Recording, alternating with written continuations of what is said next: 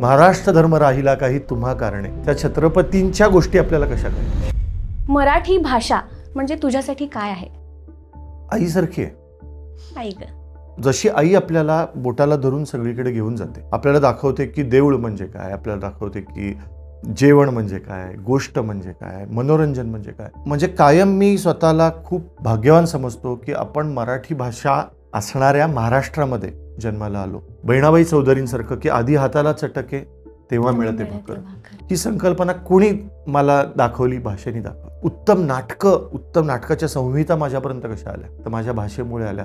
एवढंच नाही तर मला असं वाटतं की कविता, संगीत, चित्रपट, नाटक हे सगळं मनोरंजन. त्याच्या पलीकडे आपण सगळ्यांनी ज्यांना आपलं भाषा टिकण्याचं किंवा आपला महाराष्ट्र धर्म राहिला काही तुम्हा कारणे, त्या छत्रपतींच्या गोष्टी आपल्याला कशा कळल्या? आपल्या भाषेमुळे की महाराजांनी वळून पाहिलं आणि त्यांच्या डोळ्यात पाणी तरारलं, काटा येतो अंगावर. हे मराठीमध्ये जेव्हा कळतं तर आपण किती भाग्यवान आहोत की छत्रपतींच्या गोष्टी आपल्याला मराठीतून ऐकायला मिळतात. म्हणून मला भाषा ही माझी आई वाटते.